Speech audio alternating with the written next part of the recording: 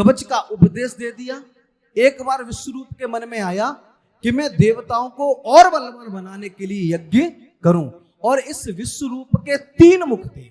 यज्ञ प्रारंभ हुआ, 2 मुखों से तो देवताओं को आहुति देता है और 1 मुख से अपने मामा श्रियों को, दैत्यों को आहुति देता है, क्योंकि दैत्य इसके मामा लगे। देवराज इंद्र को इसका पता चला।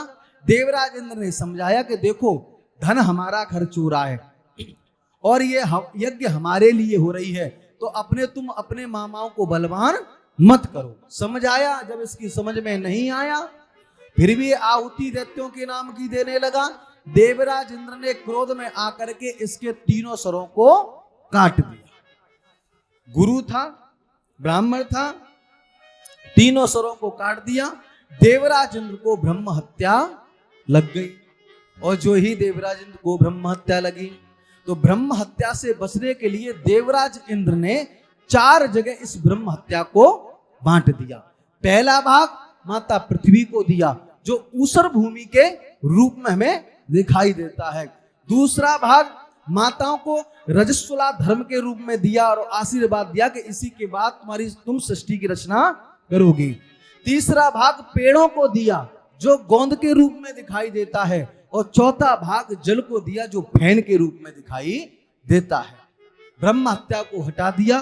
तुष्टा मुनि को क्रोध आ गया, जिसने मेरे पुत्र को मार दिया है, सो इन्होंने देवताओं को मारने के लिए यज्ञ की कि ऐसा पुत्र उत्पन्न करूंगा जो देवताओं को भी मार दे। आहुति दी, मंत्र में त्रुटि हो गई, तो इंद्र शस्त्रो विभर्दस्य, ऐसा पुत्र यज्ञ से हो जिसे इंद्र भी मार दे। अर्थ का अनर्थ हो गया।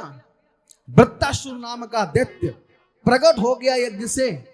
पूछा वृत्तासुर ने, क्या कर रहे हैं? बोले, जाओ देवराज इंद्र को मार दो, सभी देवताओं को मार दो। ये चला, देवताओं में, स्वर्गलोक में हाहाकार मच गई। प्रभु के पास में गए, प्रभु रक्षा करो, कैसे होगी?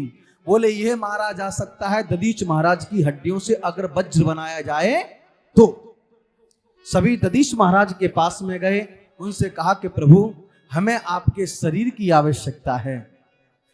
धर्म के लिए दधीच जी ने अपने शरीर का त्याग कर दिया और उनकी जो हड्डियां थी, उन हड्डियों से वज्र का निर्माण किया गया। और जैसे वज्र लेकर के देवराज इंद्र उस वृत्तासुर को मारने के लिए दौड़े, तो आज धन्य है वृत्तासुर। आज उस वृत्तासुर को उस वज्र में बिहारी जी दिखाई देने लगे। और जो ही उस वज्र में बिहारी जी दिखाई देने लगे, सो हाथ जोड़ करके बिहारी जी की प्रार्थना करने लगा। और जैसी प्रार्थना इस वृत्तासुर ने भागवत में की है, ऐसी प्रार्थना किसी ने भी नहीं की।